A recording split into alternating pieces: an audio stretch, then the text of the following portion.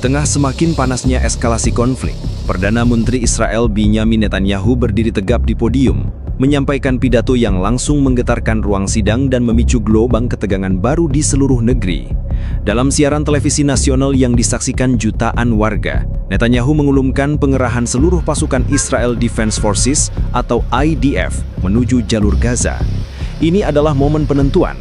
Kita harus segera mengakhiri perlawanan di Gaza dan memastikan kemenangan mutlak, ujar Netanyahu dengan nada penuh keyakinan, seolah membacakan naskah film perang yang ia tulis sendiri.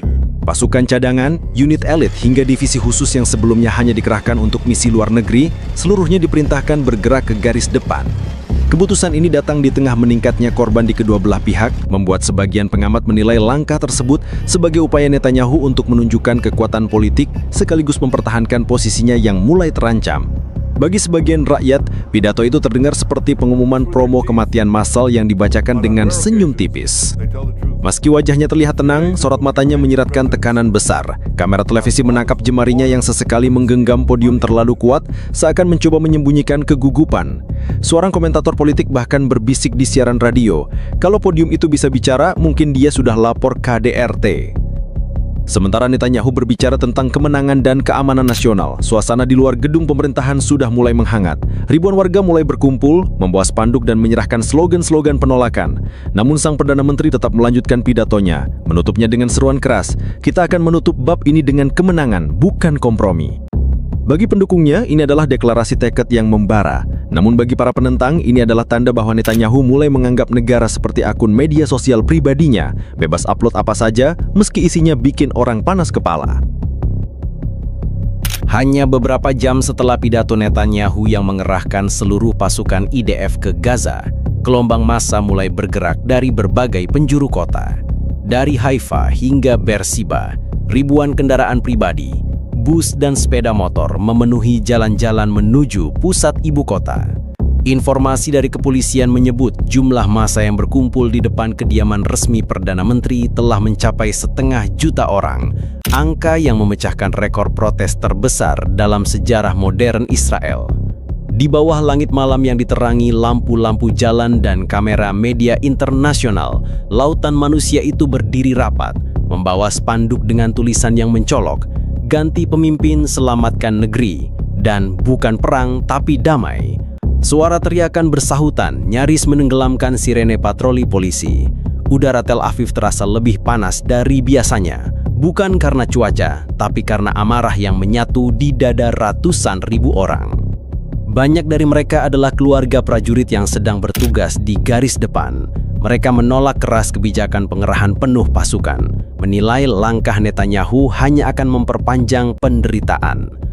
"Anak saya baru saja pulang dari perbatasan utara, belum sempat istirahat. Sekarang disuruh ke Gaza. Ini bukan perang demi keamanan, ini perang demi ego," teriak seorang ibu dengan suara bergetar sambil memegang foto anaknya yang masih berseragam. Namun di sela-sela lautan protes yang serius, beberapa warga menyelipkan sindiran kreatif. Ada yang membawa replika podium kayu dengan tulisan "Bekas properti Netanyahu dijual murah", sementara yang lain mengenakan masker wajah sang Perdana Menteri dengan hidung memanjang seperti Pinocchio. Seorang demonstran bahkan mengacungkan papan bertuliskan, "Kalau mau perang, Bibi duluan di garis depan, minimal biar rambutnya kena debu, bukan cuma hairspray." Kondisi semakin memanas ketika sekelompok orator mulai berpidato di tengah kerumunan. Mereka menyerukan penggulingan Netanyahu, menuduhnya mengorbankan nyawa warga demi ambisi politik. Sorak-sorai menggema, diiringi tepukan ritmis yang membentuk gelombang suara menggetarkan. Beberapa pengunjuk rasa mulai mendorong pagar pengaman, memaksa polisi anti huru-hara bergerak maju. Liputan langsung televisi menayangkan pemandangan ini ke seluruh dunia.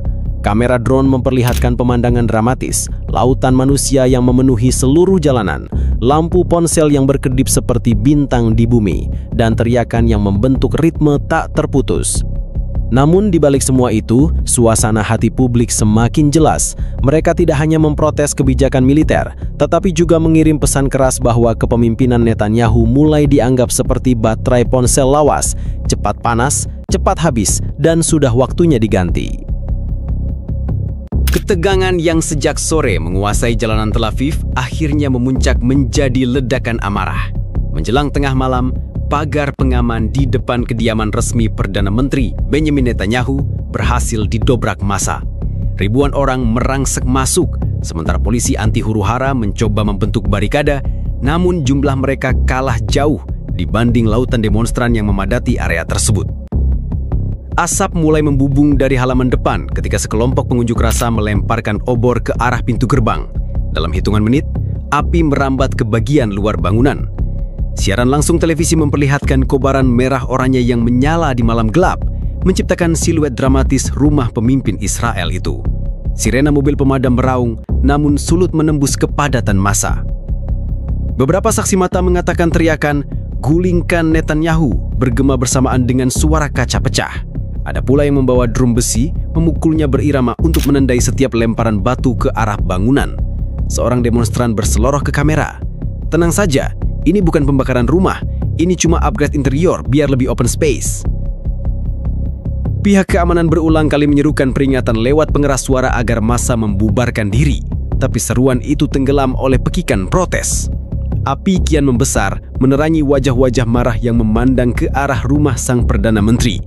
Bendera Israel yang biasanya berkibar anggun di tiang depan, kini hangus terbakar, menjadi abu yang terbang bersama asap malam.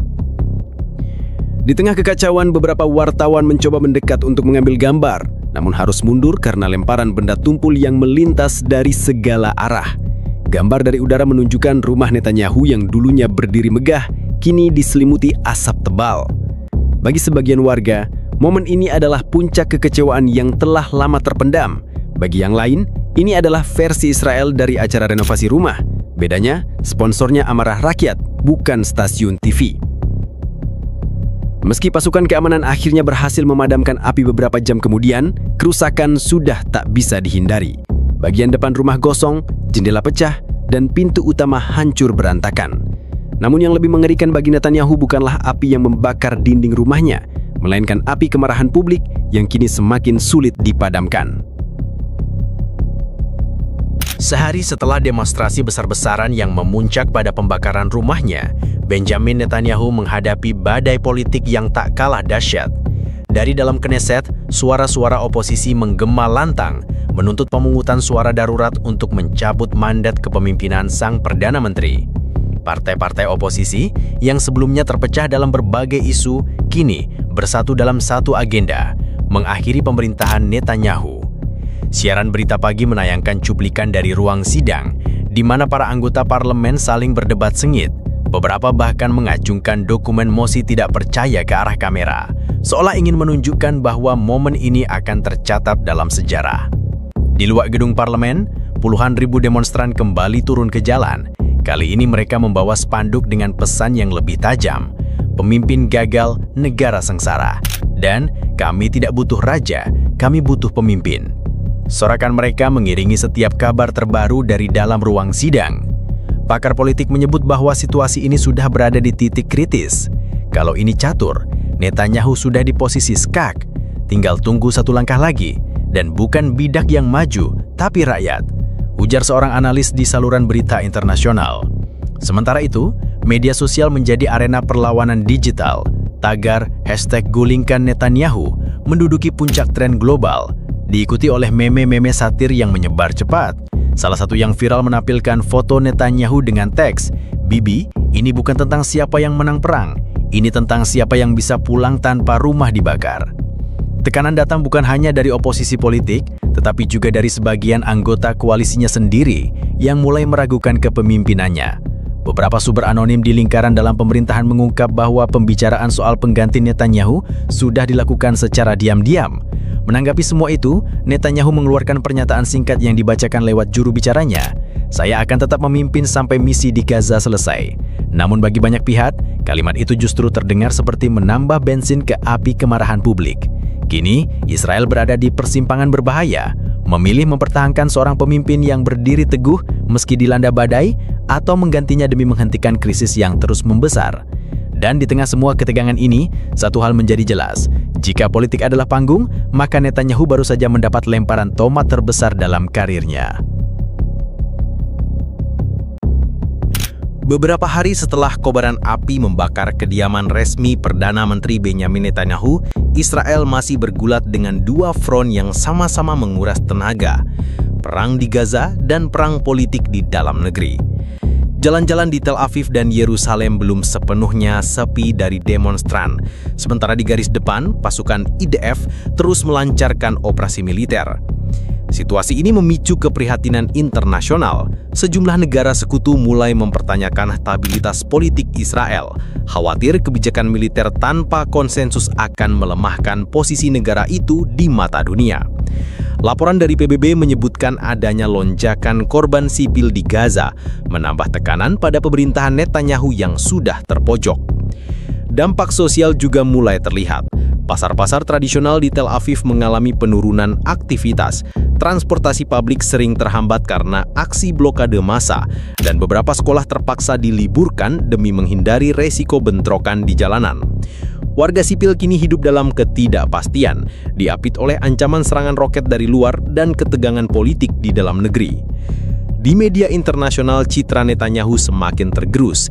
Editorial di berbagai surat kabar menilai bahwa sang Perdana Menteri kini berdiri di ujung tanduk politik. Salah satu kolumnis menulis, Netanyahu sedang mencoba mengemudikan kapal perang di tengah badai, tapi masalahnya dia lupa membaca peta dan kompasnya habis baterai. Sementara itu, koalisi pemerintahan semakin rapuh. Beberapa menteri mulai mengambil jarak, memberikan pernyataan publik yang bernada hati-hati. Di balik layar, pertemuan tertutup terus digelar untuk membicarakan transisi kekuasaan yang aman. Namun belum ada kesepakatan bulat, membuat ketidakpastian semakin membesar.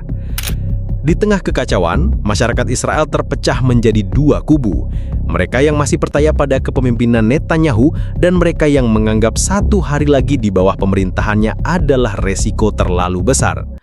Gelombang protes yang dimulai di depan rumahnya kini berubah menjadi gerakan nasional, menuntut perubahan segera. Bagi sebagian pengamat, ini adalah babak terbaru dalam karir Netanyahu. Bukan hanya karena rumahnya pernah terbakar, tetapi karena untuk pertama kalinya dia menyadari bahwa yang terbakar sebenarnya adalah sisa-sisa dukungan politiknya. Dengan perang yang belum usai dan krisis politik yang kian dalam, Israel kini berada di titik kritis. Setiap keputusan yang diambil dalam beberapa hari ke depan akan menentukan apakah negara ini akan keluar dari badai atau justru tenggelam di dalamnya.